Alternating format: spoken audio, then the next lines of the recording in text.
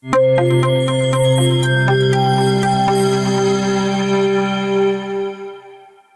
everyone, welcome to another lecture of general medicine where I make a difficult boring topic easy to learn. And for that, I shall be referring to a very useful resource, which is this book. That is the Mind Maps book for general medicine by MediStudy Go.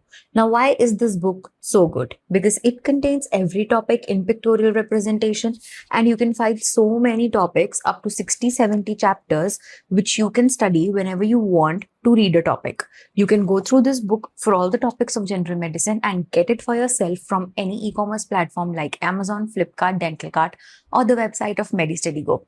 So let's get into the lecture for today, which is thalassemia. So what is thalassemia? What does this term mean?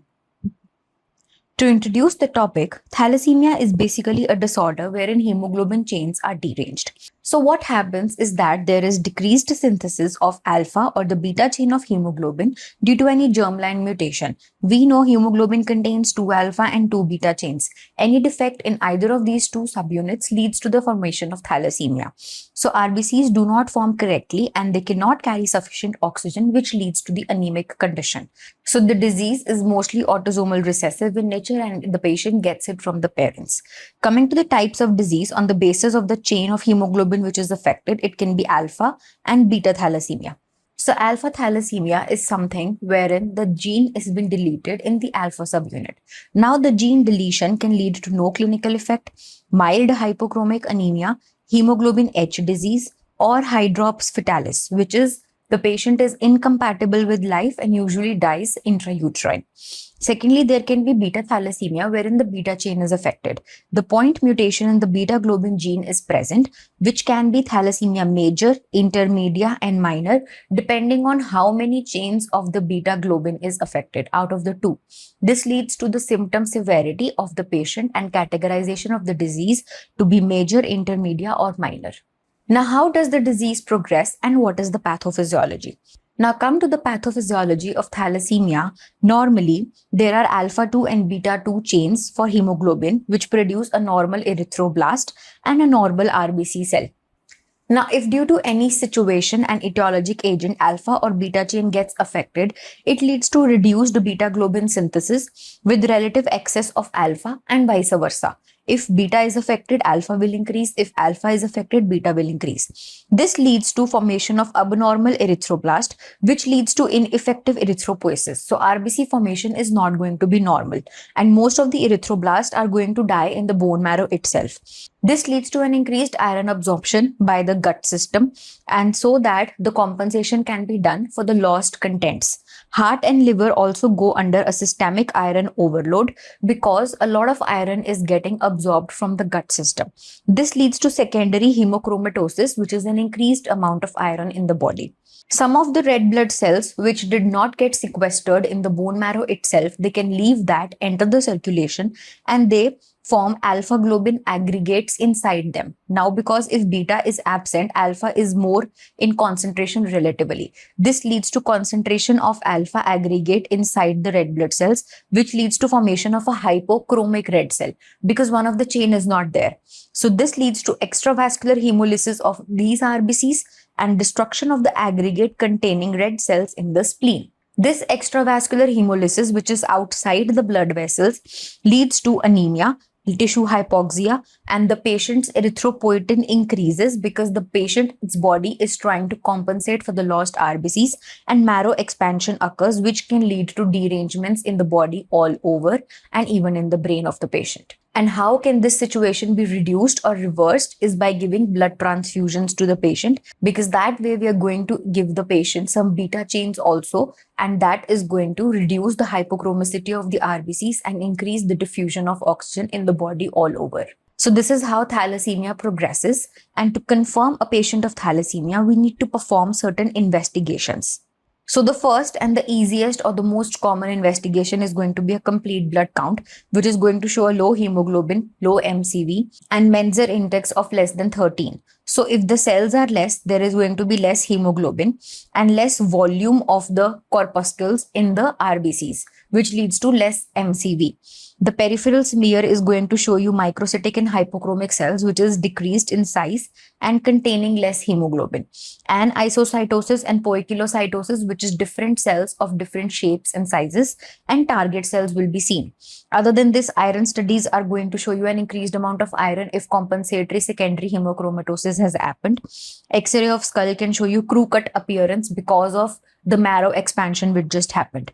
And lastly, hemoglobin electrophoresis is going to show you a less amount of hemoglobin beta chain or alpha chain, whichever is affected over here. So this is how you can come to a confirmatory diagnosis. Other than this, there is a classic triad of thalassemia major, which is because of the beta chain affected, which can help you to come to a confirmatory diagnosis. Firstly, it contains severe anemia, which is microcytic hypochromic in nature. Secondly, there is going to be hepatosplenomegaly, which is liver and spleen, both increase in size because too many cells are being sequestered and overload is happening on these organs. Lastly, there are going to be structural defects, which is screw-cut appearance of the skull due to marrow expansion.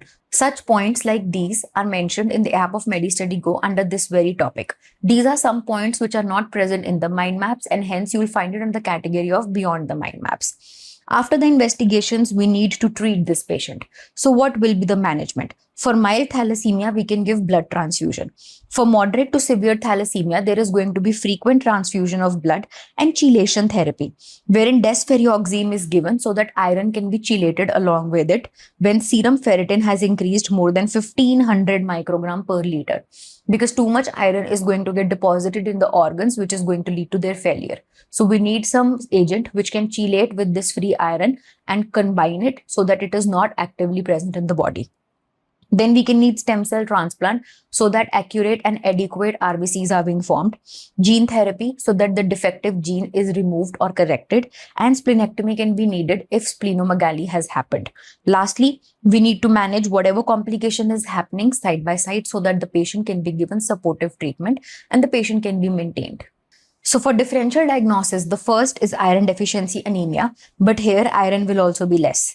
Anemia of chronic disease and renal failure, here other diseases and comorbidities will be present. Sideroblastic anemia and lead poisoning, here lead will be defective, and in sideroblastic anemia you're going to see different types of cell shapes on the peripheral smear, and also the hemoglobin is going to be normal in sideroblastic anemia. So what are the complications if a patient is not treated correctly and adequately for thalassemia? There is going to be cortical thinning and distortion of bones because the marrow is going on expanding and the bones are going to distort.